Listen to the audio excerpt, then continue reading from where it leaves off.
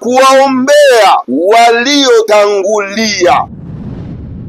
Kwa hivyo Mwenyezi Mungu pale pale lile kaburi lake analifanya ni bustani miongoni mwa mabustani ya peponi.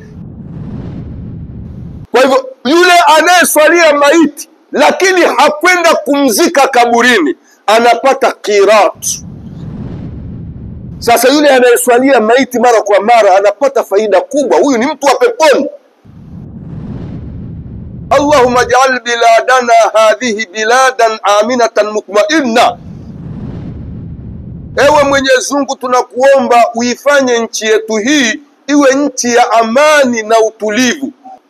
Kaburini pameitwa nyumba ya barzakh. Al-barzakh bimaana al-hajiz wal-mani' yamna'u al-mayyita min ar-ruju' ila ad-dunya ila yawmi yub'ath. Barzakh maana yake ni kizuizi cha kumzuia maiti asirejee duniani mpaka siku atakapofufuliwa. Kwa hivyo kaburini pameitwa nyumba ya kizuizi kwa sababu maiti anawekewa kizuizi mbele yake cha kumzuia asirejee duniani mpaka siku atakapofufuliwa. Mwenyezi Mungu Subhanahu wa Ta'ala anasemaje? Wa min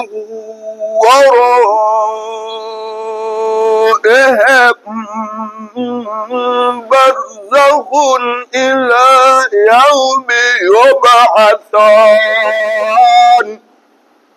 Mwenyezi Mungu anasema na mbele ya watu waliofariki dunia wanawekewa kizuizi cha kuwazuia wasirejee duniani mpaka siku ya kufufuliwa. Na ingelikuwa si hiki kizuizi, basi wale waliofariki dunia wangerejea duniani kwa sababu wako hai, uhai kamili wa 100%. Kama wasingeliwekewa hiki kizuizi wangerejea duniani, lakini hiki kizuizi ndio kinawazuia wasirejee duniani mpaka siku atakapofufuliwa, nayo ni siku ya kiyama.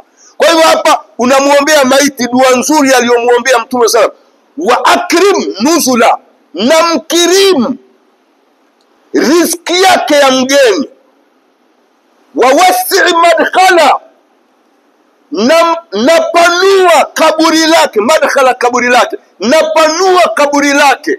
Basi lile kaburi linapanuliwa mpaka upeo wa macho yake.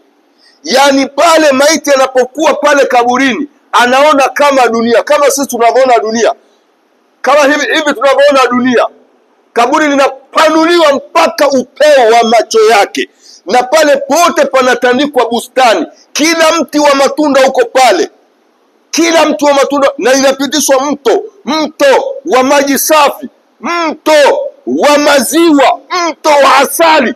Maiti anakunywa maji pale, anakunywa asali, mto wa maziwa, anakunywa maziwa pale kaburini, kama tunavyokula sisi duniani. Maiti anakula akiwa anaishi kaburini, anakula kwa 100% anakula. Uamini usiamini, ndio hivyo.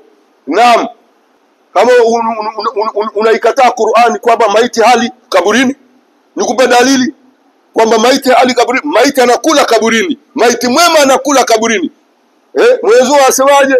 Wala tahsabanna alladhina qutilu fi sabilillahi amwata.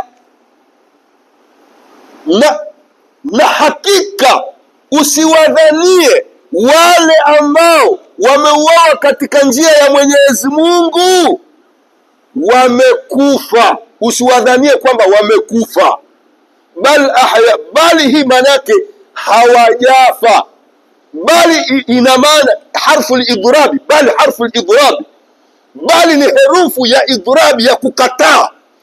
Bal ahya'u, hawakufa, ahya'un, wako hai kamili, wanaoishi makaburini. Tena yurzaquna min thimari aljannati fi quburihim, wanapewa riziki ya matunda ya peponi katika makaburi yao, wanakula kama tunavyokula sisi hapa duniani. Sasa Qur'ani haisemi uongo. Hii ni aya ya aya 169 surati al-Imran. Tazama, hii ni dalili ya kwamba maiti wanakula, maiti wema wanakula wakiwa wanaishi makaburini. Kwa hivyo wawasi madkhala, na lipanue kaburi lake. Dua inaendelea, wawasi madkhala, na lipanue kaburi lake. Waghsilhu bilma'i wathalji walbarad, na umuoshe kwa maji. Huyu maiti tumemuosha, lakini wewe Mwenyezi Mungu tunakuomba umuoshe tena kwa maji, walbaradi, na umuoshe kwa maji ya baridi, walbaradi, umuoshe kwa maji ya baridi, wasalji, na umuoshe kwa maji ya barafu, wasalji walbaradi. Ase waghsiluhu bilma'i walbaradi, na muoshe kwa maji, walbaradi, na maji ya umande. Umuoshe kwa maji ya umande, baradi maana maji ya umande, wasalji, na maji ya barafu. Waghsiluhu bilma'i wasalji walbaradi, na muoshe huyu maiti wetu kwa maji wasalji, na maji ya barafu, walbaradi, na maji ya umande. Kwa hivyo hii ni dua unamuombea maiti. Inaendelea, wanaqihi min alkhataya kama yunaqqa thawbu alabyadu min ad-danas, na umsafishe na madhambi kama inavyosafishwa nguo nyeupe na uchafu. Waabdilhu daran khairan min darihi, na mbadilishie nyumba iliyokuwa bora kuliko nyumba yake aliyoiacha duniani. Kwa hivyo unajengewa pale nyumba iliyojengwa kwa lulu, nyumba pale kaburini. Maiti mwema anajengewa jumba hilo lililojengwa kwa lulu, sio kwa matofari kama jumba la duniani. Wa ahlan khairan min ahli, na umbadilishie watu waliokuwa bora kuliko watu wake aliowacha duniani. Sasa watu waliokuwa bora kuliko watu wake aliowacha duniani ni watu gani hao? Malaika. Maiti pale hakai mwenyewe, wanaingia malaika kila wakati. Tena malaika hao wanatoka duniani, wanamletea habari za duniani maiti akiwa anaishi kaburini. Wanamletea habari za watoto wako wako hivi, wana hali hii na hali hii. Malaika wako pale, ndio watu waliokuwa bora kuliko watu wake aliowacha duniani. Wa zawjan khairan min zawji, na mbadilishie huyu maiti mke aliyekuwa bora kuliko mke wake aliyomwacha duniani. Huyu maiti mwanaume analetewa mke ambaye ni hurlaini kutoka peponi, anaishi naye huyu mke mpaka siku ya kiyama. Huyu mke analetewa mke mmoja tu, kwa sababu maiti mwema sio kwamba pepo kubwa ya siku ya kiyama atakuwa na wake wengi, lakini pale katika kaburini, kwa sababu kaburini ni pepo ndogo, analetewa mke mmoja anaishi naye pale mpaka siku ya kiyama. Dalili ya kwamba maiti analetewa mke pale kaburini anaishi naye, dalili kwamba Mtume SAW safari moja amemwambia sahaba wake, ambaye huyu sahaba wake alikuwa hajaoa, anafanya juhudi ya dini, lakini huyu sahaba hajaoa. Mtume SAW alimpatia sadaka katika Baitul Mal, aende sokoni akanunue vitu vya harusi, na akamwambia ukisikia vita vinatangazwa, vita, watu waende vita, wewe usiende vitani, wewe ushughulike na harusi tu basi. Basi ule sahaba amekwenda sokoni ananunua vitu vya harusi, akasikia vita, adui ameingia katika mji, inatakiwa twende tukapambane naye. Yule sahaba badala ya kununua vitu vya harusi amenunua vitu vya vita, akenda vitani akapigana mpaka ameuawa. Na Mtume SAW alivyokuja kumtizama yule sahaba ameuawa, akamwambia, si nilikuambia wewe uoe, leo umekuja katika vita umeuawa. Basi Mtume akaandaa, sasa wanaandaa kwenda kumzika kaburini. Mtume SAW wakati wanampeleka maiti kaburini, Mtume hakuwa anatembea vizuri, alikuwa anatembea na vidole gumba hivi. Anadea vidole gumba vya miguu, ndio anatembea hivi. Alafu Mtume sallam walipomfikisha maiti pale kaburini, wakati wanataka kumuingiza maiti kaburini, Mtume sallam akawa anatabasumu, anafurahi. Alafu mara nyingine Mtume akageuza uso, hakutizama tena kule kaburini. Basi sahaba akamuuliza Mtume, ya Rasulullah, umefanya mambo matatu ambayo hatujakuona unayafanya. Kwanza umetembea wakati tunamsindikiza maiti, sio mwendo wa kawaida.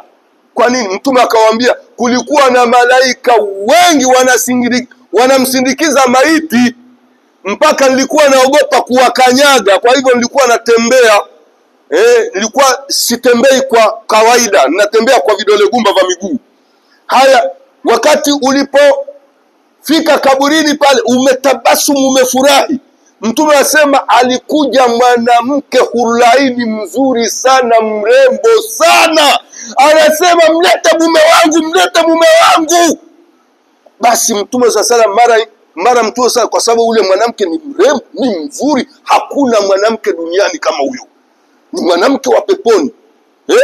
Basi Mtume sallam alivyomuona ni mzuri sana, ilibidi yani ageuze uso wake asimtizame, kwa sababu asije akamtamani akambaka, akageuza uso wake namna hii. Kwa hivyo huyu sahaba hakuoa duniani, ameoa kaburini, ameletewa mke bora kuliko mke wake aliyomwacha nini duniani. Tunaendelea na dua. Waadkhilhu aljanna, tunaimalizia dua. Waadkhilhu aljanna, na umuingize peponi. Waadkhilhu aljanna wa'idhu min adhabi alqabri, na umlinde na adhabu ya kaburini, wa min adhabi an-nar, na adhabu ya motoni. Auf ibn Malik, hii dua ndio imemalizikia hapa. Basi Auf ibn Malik aliyoipokea dua hii kwa Mtume sallam amesema, hatta tamannaitu an akuna ana dhalika almayita, mpaka nikatamani mimi ndio niwe yule maiti anayeombewa dua hii na Mtume, kwa sababu dua hii ni nzuri sana ya kumuombea maiti. Kwa hivyo unapomuombea maiti wako, sio unamuombea dua ya ufupi, muombee dua kama hii ambayo Mtume amemuombea huyu sahaba wake, umuombee. Kwa hivyo hapo tumeshaeleza namna ya dua ya kuombea maiti mmoja. Sasa tunakuja sasa hivi hatutafsiri, tunaisoma moja kwa moja. Utamuombeaje mwanamke dua ndefu? Dua ndefu sasa hivi hatutafsiri, tunakwenda moja kwa moja. Mwanamke, maiti mwanamke, unasema Allahumma ighfir laha warhamha wa askinha fil janna. Allahumma in kanat muhsinatan fazid fi ihsaniha, wa in kanat musiatan fatajawaz an sayiatiha. Allahumma ij'al qabraha rawdatan min riyadil janna wa la taj'al qabraha hufratan min hufarin nar. Ewe Mwenyezi Mungu, lifanye kaburi lake bustani miongoni mwa mabustani ya peponi. Wala taj'al qabraha, wala usilifanye kaburi lake hufratan min hufarin nar, shimo miongoni mwa mashimo ya motoni. Kwa sababu hii sehemu hii tumeacha kuitafsiri mara ya kwanza, ndio maana nimeitafsiri. Alafu sasa katika dua ile takbira ya nne katika swala ya maiti unaongezea dua hii: Allahumma la tahrimna ajraha wa la taftinna ba'daha waghfir lana wa laha. Allahumma ighfir laha warhamha wa'afiha wa'fu anha wa'akrim nuzulaha wa wasi' madkhalaha waghsilha bil ma'i wath thalji wal barad ونقها من الخطايا كما ينقى الثوب الأبيض من الدنس وأبدلها دارا خيرا من دارها وأهلا خيرا من أهلها وزوجا خيرا من زوجها وأدخلها الجنة وإذها من عذاب القبر ومن عذاب النار. Hapo mwanaume, maiti mwanaume, tumemwombea maiti mwanaume na maiti mwanamke. Hapa tunakuja maiti wengi.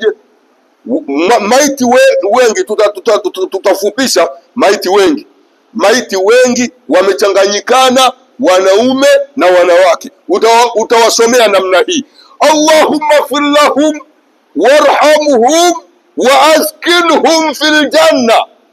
اللهم إن كانوا محسنين فزد في إحسانهم، وإن كانوا مسيئين فتجاوز عن سيئاتهم. اللهم اجعل قبورهم رياضا من رياض الجنة، ولا تجعل قبورهم حفرا من حفر النار. اللهم لا تحرمنا أجورهم ولا تفتنا بعدهم، واغفر لنا ولهم، واغفر لنا ولهم. اللهم اغفر له، اللهم اغفر لهم، اللهم اغفر لهم وارحمهم وعافهم واعف عنهم وأكرم نزلهم ووسع مدخلهم واغسلهم بالماء والثلج والبرد ونقهم من الخطايا كما ينقى الثوب الأبيض من الدنس وابدلهم ديارا خيرا من ديارهم. Hapa wawasi madkhalahum, tunarudia hapo, wawasi madkhalahum. Hapo utasema madkhalahum, unasema wawasi madakhilahum, wawasi madakhilahum, wawasi madakhilahum waghsilhum bilma'i والثلج والبرد ونقهم من الخطايا كما ينقى الثوب الأبيض من الدنس وأبدلهم ديارا خيرا من ديارهم. وأهلينا، unaona wingi wa ahlan ni ahlina, وأهلينا خيرا من أهليهم وأزواجا خيرا من أزواجهم وأدخلهم الجنة وأعذهم من عذاب القبر ومن عذاب النار. Hapo tumemaliza maiti wengi. Sangine maiti ni wakike watupu wengi. Haya, maiti wakike watupu wengi tunamalizia sasa hivi. Sisi tunamalizia sasa hivi maiti wengi wakike. Hata tutawasomeaje? Allahumma ighfir lahunna warhamhunna وأسكنهن في الجنة. اللهم إن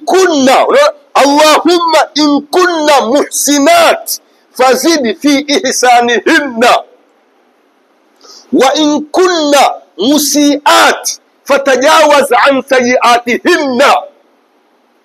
اللهم اجعل قبورهن اللهم اجعل قبورهن روضة، اللهم اجعل قبورهن رياضا من رياض الجنة، ولا تجعل قبورهن حفرا من حفر النار. اللهم لا تحرمنا أجورهن ولا تفتنا بعدهن، واغفر لنا ولهن. اللهم اغفر لهن وارحمهن وعافهن واعف عنهن وأكرم نزلهن ووسع مدخلهن ووسع مداخلهن.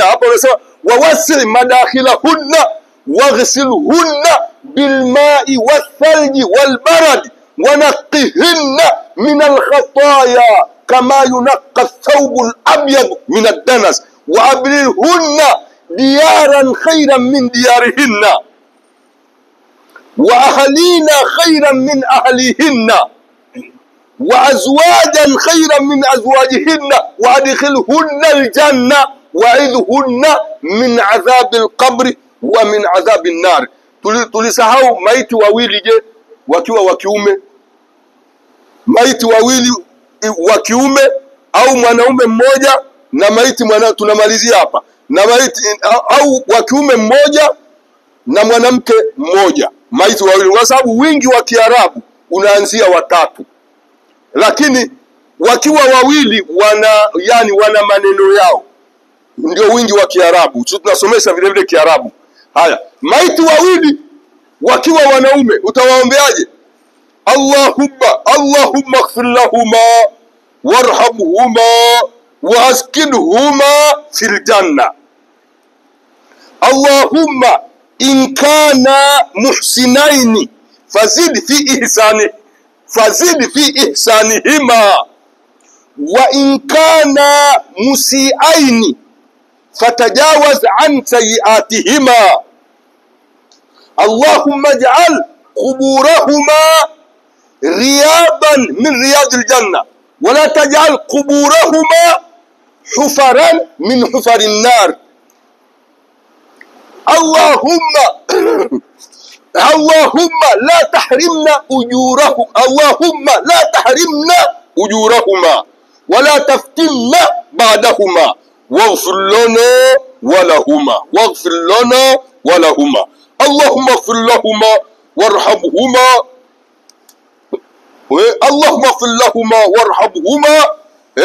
wa'afihima wa'fu anhuma وأكرم نزلهما ووسع مدخلهما ووسع مداخلهما واغسلهما بالماء والثلج والبرد ونقهما من الخطايا كما ينقى الثوب الأبيض من الدنس وأبدلهما ديارا خيرا من ديارهما وأهلينا خيرا من أهليهما وأزواجا خيرا من أزواجهما وأدخلهما في الجنة وأعذهما من عذاب القبر ومن عذاب النار. Haya maiti wawili tunamalizia maiti, maana hii mada itakuwa ndefu hii. Basi tunamaliza hapo inshallah. أقول قولي هذا وأستغفر الله لي ولكم ولسائر المؤمنين والمؤمنات والمسلمين والمسلمات فاستغفروه إنه هو الغفور الرحيم وهو البر الكريم. Ngoja sasa tuombe dua ya mwisho. Tuombe dua, lakini kuna faida moja nataka kuuliza, kwa nini maiti anaanza kuwekwa yeye mbele? Naam. Kwa nini maiti anaanza kuwekwa yeye mbele alafu imamu ndio anafuatia? Maiti wanawekwa mbele na imamu ndio anafuatia pale kwa sababu maiti ndio tunawaswalia na kuwaombea dua. Kwa hivyo maiti anawekwa mbele, tena anaelekezwa qibla. Wakati anapowekwa mbele anaelekezwa qibla, alafu imamu ndio anamuelekea yule maiti na tunamswalia. Ndio maana maiti tunamweka mbele na sisi tunakuwa nyuma, kwa sababu tunamuombea dua pale. Ndio namna hii. Mwenye swali mwingine uliza.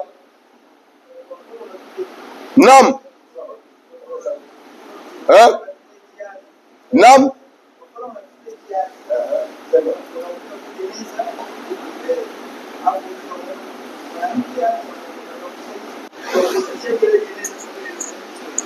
Anasema kama unapita njiani ukakuta maiti inaswaliwa lakini hajawepo kwa dhamira, kama ni mwanaume au ni mwanamke, utamjuaje ili na wewe uendelee kuswalia? Ndio swali lake. Yani hiyo ni kwamba ni kuulizia, unaulizia huyu maiti ni wa kiume au ni maiti wa kike, au wengine waweka alama kabisa, wengine wanaweka kanga. Unaulizia wale watu pale wanajua kwamba huyu maiti huyu ni wa kiume au ni wa kike, ili wakati wa kumswalia unuie kwamba huyu ni maiti mwanaume au huyu ni maiti mwanamke, sababu wakati wa kunuia unanuia hivyo. Naam. Uliza. Swali. Hakuna swali jamani. Kisha tunaomba dua ya mwisho kama tumeshamaliza maswali. Yupo mmoja.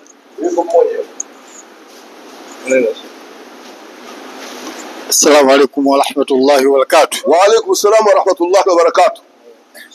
Swali langu liko hivi. Nimeenda sehemu nimekuta kuna maiti 3.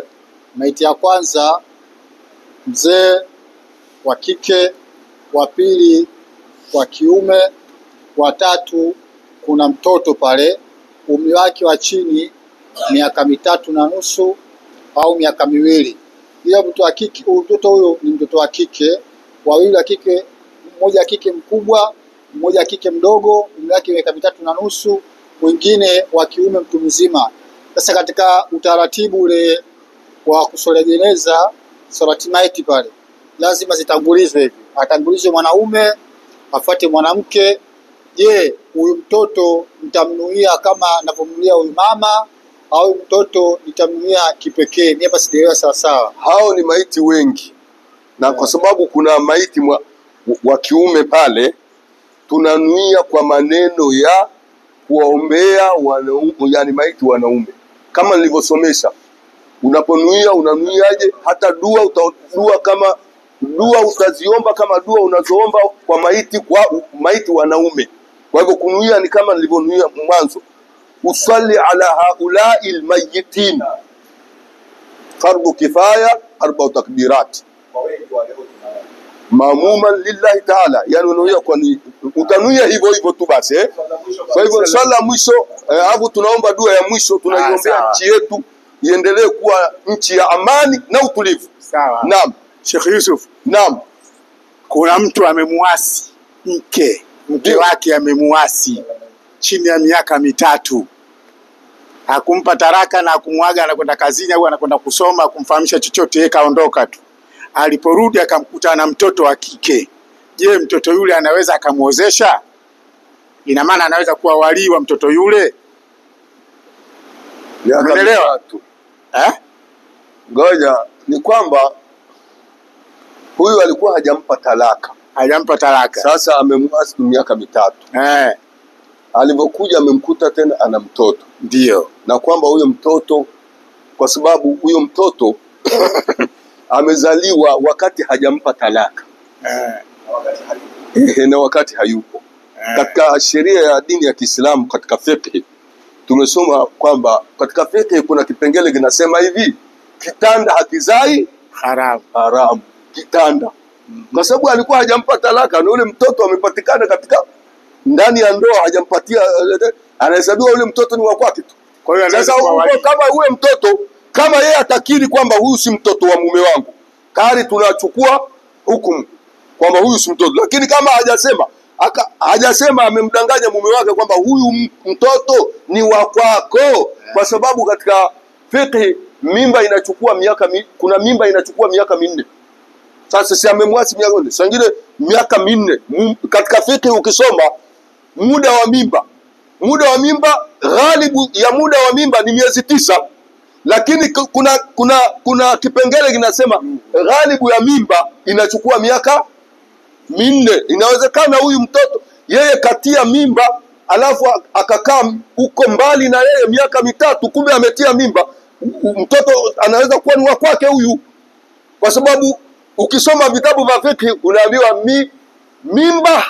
mimba inachukua miezi 9, lakini ghalibu ya mimba ni miaka ngapi? 4. Sasa huyo mtoto ni wa kwake. Kwa hivyo Asalamu alaykum. Naam. Sheikh, mimi nilisikia kwamba katika salatul maiti katika takbira ya 4 sio lazima ulete dua, unaweza kutoa salamu, lakini pia kuna uwezekano wa kuleta takbira zaidi ya 4. Hilo liko sawa? Hapana, si sawa kuleta takbira zaidi ya 4. Basi nilimsikia. Si sawa. Na takbira ya 4 inasomwa dua, Allahumma la tahrimna ajrahu wala taftinna ba'dahu waghfir lana walahu. Alafu ndio imamu hapa anatoa nini? Salamu. Sio kwamba hakuna dua, kuna dua hiyo ya mwisho. Assalamu alaykum warahmatullahi wabarakatuh. Wa alaykum assalam. Naam. Shehe, katika utaratibu wa kusalia maiti, kwa mfano kuna maiti watatu, kuna mzee wa kiume na kike na mtoto mdogo, yupi atangulia katika kusalia, katika kuwapanga majeneza? Majeneza tunayapanga mbele tu, yote tunayaswalia kwa swala hii moja. Maiti mwanaume tunampanga pale mbele na maiti mwanamke tunampanga pale, ndio wote watatu tunawapanga, tunawaswalia swala hii moja. Na anakusudia kwamba yale majeneza yatakavyowekwa yatawekwa kwamba 1 2 3 au yatawekwa kwa safa moja kwa moja kama tunavyoona? Wanawekwa tu kwa safa tu mbele. Haihesabiwi wa kwanza, wa pili, wa tatu wala. Hakuna. Kwa hiyo anapangwa tu safa. Mnayapanga tu yale majeneza mbele. Wale maiti mnawapanga, unampanga maiti wa mbele, unampanga maiti wa kiume, sawa. Alafu unampanga maiti, kama kuna maiti mwingine wa kiume unampanga mbele, alafu maiti wa kike ndio unampanga nyuma kidogo, au sio? Sawa. Alafu sasa imamu anaswalia pale, anaswalia kwa kunuia, kwa yani maneno ya kuwaswalia wanaume wengi, maneno ya kuwaswalia wanaume wengi, kwa sababu wako wanaume na wanawake. Kingine hapa Sheikh hujaeleweka vizuri. Kwenye utaratibu wa kupanga zile maiti ndio bado hapa watu wengi hatujaelewa au hawajaelewa. Maana yake yale majeneza yatawekwa kwa 1, 2, 3 au yatawekwa kwenye mstari mrefu?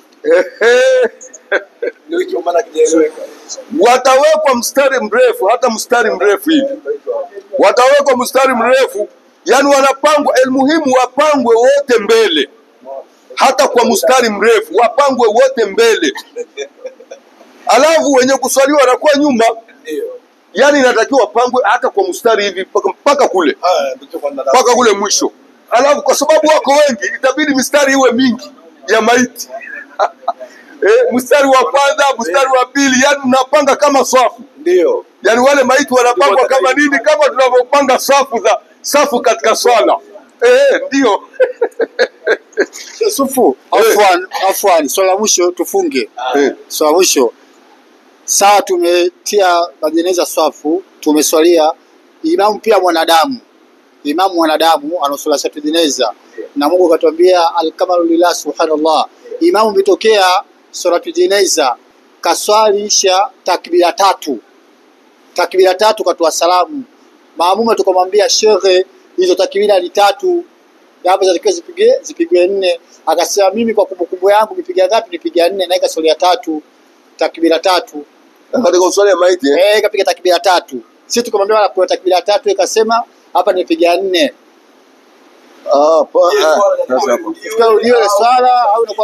Sasa mmeshamaliza. Imamu pale anaweza sio lazima kuanza mwanzo. Anasimama tu, imamu anasimama, anapiga takbira ya 4, anasoma dua Allahumma la tahrimna ajrahu wala taftinna ba'dahu wa lana, wala sio kwamba ataanza mwanzo. Kama amekumbushwa pale pale na ametoa salamu, haanzi mwanzo, yani anapiga tu takbira ya 4. Ni kama swala. Swala imamu Sheikh akishamaliza kabisa. Kamaliza kabisa asalamu alaykum, sasa haanzi mwanzo. Analeta tu kile alichokiacha. Haanzi mwanzo. Kwa hivyo muda umekwisha, sasa hivi tunasitisha maswali, tunaomba dua ya mwisho, tunaiombea dua nchi yetu iendelee kuwa nchi ya amani na utulivu. Alhamdulillah rabbil alamin, wassalatu wassalamu ala rasulillah Muhammad ibn Abdullah wa ala alihi wa sahbihi ajma'in. Allahumma ij'al biladana hadhihi biladan aminatan mutma'inna. Ewe Mwenyezi Mungu, tunakuomba uifanye nchi yetu hii iwe nchi ya amani na utulivu. Allahumma ij'al sukana Tanzania yatahabuna wa yataasamuna wa la yatafarraquna daiman wa la yataqatalu ba'dhum ba'dha. Ewe Mwenyezi Mungu, tunakuomba uwafanye wananchi wa Tanzania wapendane na waungane na wasitengane daima na wasipigane vita wao kwa wao.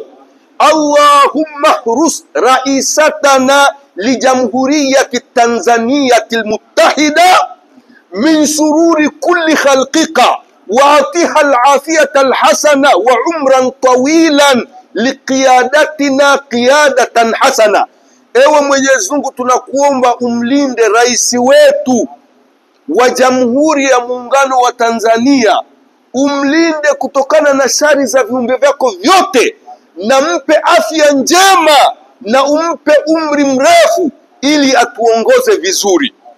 Allahumma hurus qadata hukumata Tanzania wa usarahum wa ahlihim wa mwalahum wa kulla shay'in a'taytahum min shururi kulli khalqika wa a'tihim al-afiyata al-hasana wa a'maran tawilatan liqiyadatina qiyadatan hasana. Ewe Mwenyezi Mungu, tunakuomba uwalinde viongozi wetu wa serikali ya Tanzania, uwalinde wao na familia zao na mali zao na kila kitu ulichowapatia, uwalinde kutokana na shari za viumbe vyako vyote, na tunakuomba uwape afya njema na umri mrefu ili watuongoze vizuri. Allahumma ij'al biladana biladan ghaniya. Allahumma ij'al biladana hadhihi biladan ghaniya. Ewe Mwenyezi Mungu, tutakuomba uifanye nchi yetu hii iwe ni nchi tajiri. Waj'al sha'baha aghniyaan aidha. na uwafanye wananchi wake ni matajiri vile vile. Rabbana atina fid dunya hasana wa fil akhirati hasana wa qina adhaban nar. اللهم اصرف عنا السوء بما شئت وكيف شئت إنك على ما تشاء قدير وهون علينا كل عسير إنك على كل شيء قدير. وصلى الله على محمد وعلى آله وصحبه وسلم والحمد لله رب العالمين. قبول إن شاء الله.